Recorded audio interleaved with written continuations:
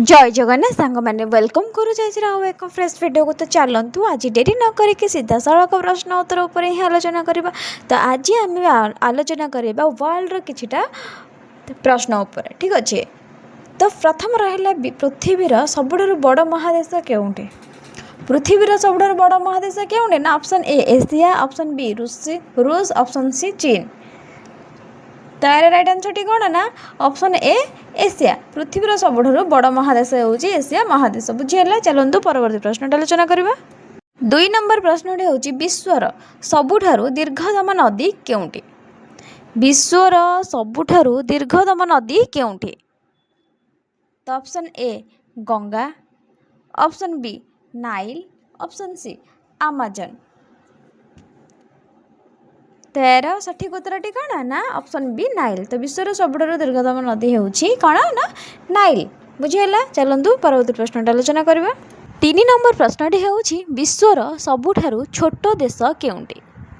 तो कहले देखि सांग माने आम विश्वर सबुठारु छोट देश केउंटी अटे ना? आर मु ऑप्शन दोजी 3टी। तो option A Bhutan, option B Vatican City, option C Nepal.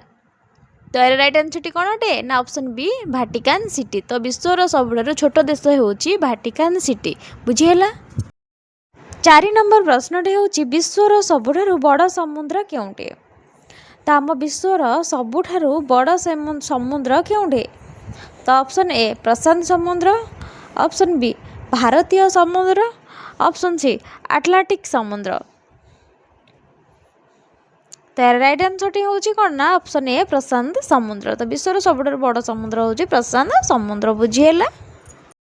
5 number प्रश्न होउची विश्वर सबुठारु उच्च पर्वत केउंटे?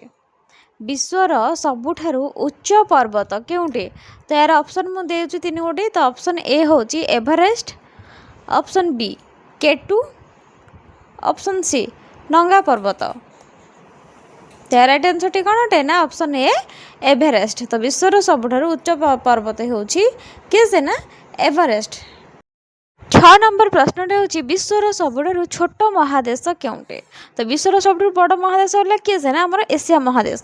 तो छोट महादेश के से? Option A Australia, option B Africa, option C Europe.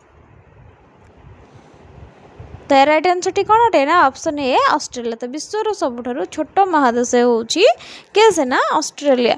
और सबुठारु बड़ महादेश होउची के से? एशिया महादेश। बुझीगला सांग माने? जदि बुझीगला चैनल को डू लाइक से सब्सक्राइब निश्चित करना। हाँ, एमती हेल्पफुल कंटेंट पाई मो चैनल सहित आप जोड़ी होकर रहता। जदि कौन प्रश्न उत्तर आपको भूल लगे मत मेंशन करूँ, पूरा डिटेल्स मेंशन करूँ क्वेश्चन सहित आंसर, जहाँ कि करेक्शन करें।